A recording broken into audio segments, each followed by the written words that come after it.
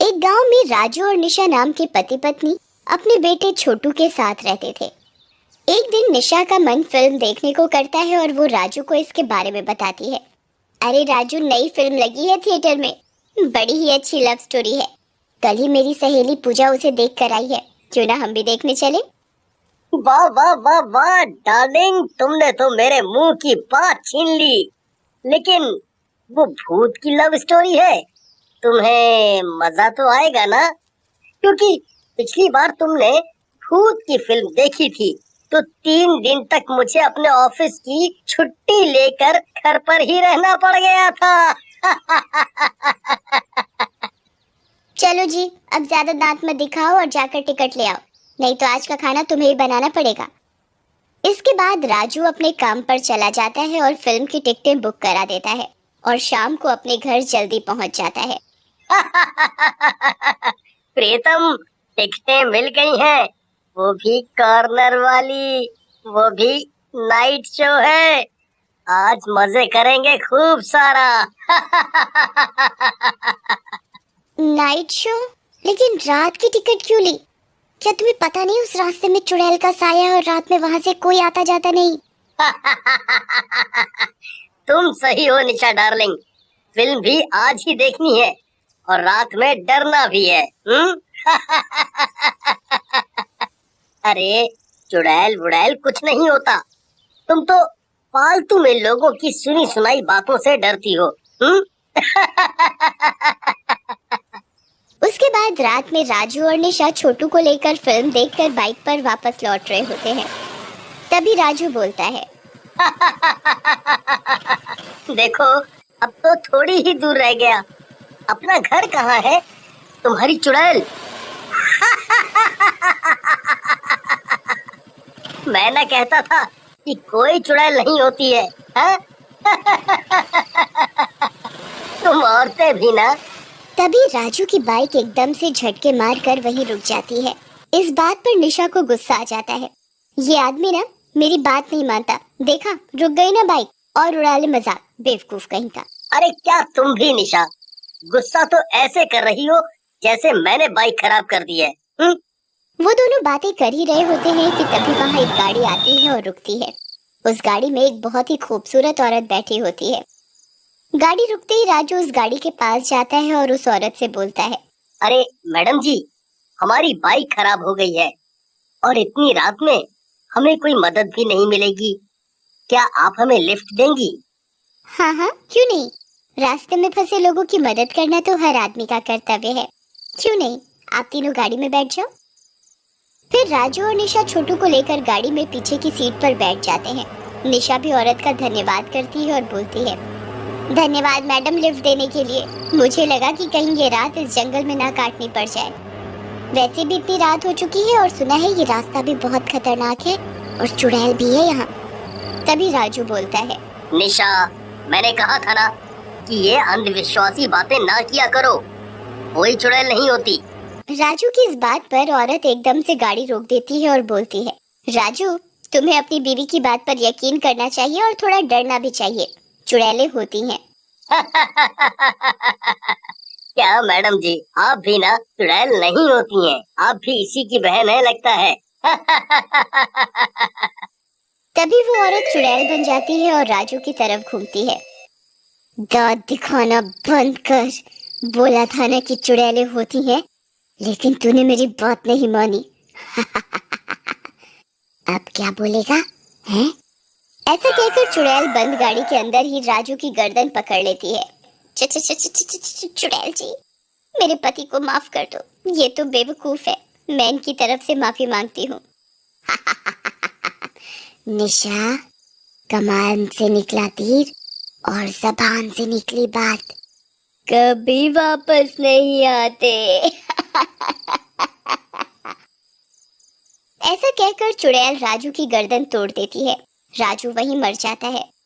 ये देख निशा चुड़ैल को अपने हाथों से मारने लगती है। नास बेटी चुड़ैल, तूने ये क्या किया? ये मेरे पति हैं, इनकी जान ले ली। तेरे पति को ही मुझसे मिलना था, सो मैं आ गई। अब तू भी जा उसी के पास। ऐसा कहकर चुड़ैल निशा को भी मार डालती है। तभी उसकी नजर छोटू पर पड़ती है। ये तो बच गया। लेकिन जाने क्यों इसे मारने का मन नहीं कर रहा। क्या करूं? इसका मासूम चेहरा देखकर मारा नहीं जा रहा मुझसे। ऐसा कहकर चुड़ैल गाड़ी से उतरती है और छोटू को गोदी में लेकर चली जाती है। इधर गांव वालों को अगले दिन राजू और निशा की लाशें उसी रास्ते पर पड़ी मिलती हैं। अरे ये लाश तो अपने गांव के रजुआ की है और दूसरी तो उसकी बीवी की है। लेकिन कौन मारा इनको इस तरह से? अरे कौन मारा होगा? वही चुड़ैल मारी होगी, और कौन मारेगा? लेकिन इन दोनों के एक तो बेटा भी था, वो कहाँ गया? अरे गया होगा कहीं भाई, मार के खा गई होगी डायन। हम तो कहा थे ये रास्ता बंद कर दो, नहीं तो किसी और का भी पूरा घर खा जाएगी ये दुष्ट चुड़ैल। फिर गांव वाले उस रास्ते को दोनों तरफ से बंद कर देते हैं, जिसके कारण उस जंगल और रास्ते पर कोई नहीं जा पाता। उधर चुड़ैल भी छोटू का अपने बच्चे की तरह ध्यान रखना शुरू कर देती है और जंगल में घर बनाकर रहने लगती है। धीरे धीरे समय बीतने लगता है और छोटू भी बड़ा होने लगता है। एक दिन चुड़ैल छोटू से बोलती है, छोटू बेटा, मैं तुमसे इतना प्यार करती हूँ, तुम्हारा इतना ध्यान रखती हूँ, लेकिन तुम मुझसे बहुत कम बात करते हो। क्या बात है? क्या तुम्हें अपनी माँ पसंद नहीं है? इस बात पर छोटू पहले तो थोड़ी देर चुप रहता है, फिर बोलता है, नहीं माँ, ऐसी कोई बात नहीं। मैं तुमसे क्या बोलूं? रोज तो मैं तुम्हारे साथ ही रहता हूँ, इसलिए मैं क्या बात करूं? कोई बात भी तो नहीं है करने के लिए।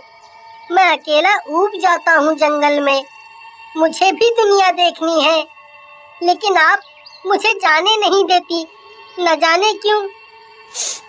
बेटा, मैं नहीं चाहती कि कोई तुझे मुझसे छीन ले, बस इसीलिए मैं तुझे कहीं नहीं जाने देती।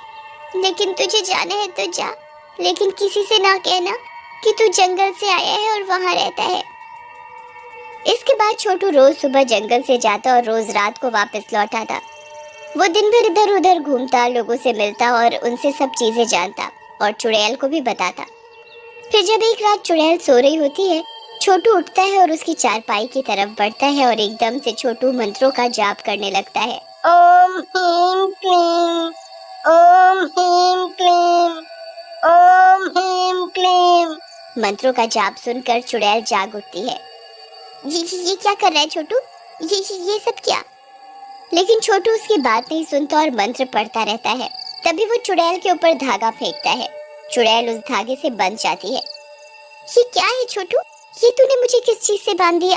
मैं इसे खोल नहीं पा रही हूँ। ये सब तेरे कर्म है, मेरी चुड़ैल माँ।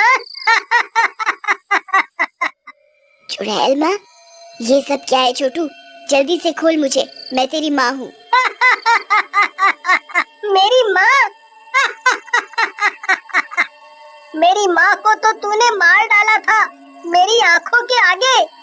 तूने क्या सोचा मैं सब भूल गया? लेकिन बेटे, मैंने तो तुझे अपने बेटे की तरह प्यार दिया है। एक माँ से उसके बेटे को छीनकर माँ बनने चली हो? मुझे तो बस एक मौका चाहिए था यहाँ से निकलने का और मंत्र सीखने का। वो मैं सीख गया हूँ अपने गांव के पुजारी से। सही कहा इंसान के बच्चे, तू भी और इंसानों की तरह दोगला निकला, लेकिन मैं तुझे जिंदा नहीं छोड़ूंगी, तुझे भी तेरे माँ बाप के पास भेज दूंगी। तभी वहाँ गांव के पुजारी पहुँच जाते हैं। दुष्ट चुड़ैल, किसी और के संसार को उजाड़कर तू अपना संसार नहीं बना सकती। बेटा ले, इस पर गंगा जल छिड़क दे। चुड़ैल माँ, ये समझ लो कि तुमने मुझे पाला है, तो मैं भी बदले में तुम्हें चुड़ैल के जीवन से मुक्ति दिला रहा हूँ। ओम ह्रीं क्लीं स्वाहा। ऐसा बोलकर छोटू चुड़ैल पर गंगा जल छिटक देता है और चुड़ैल मुक्त हो जाती है।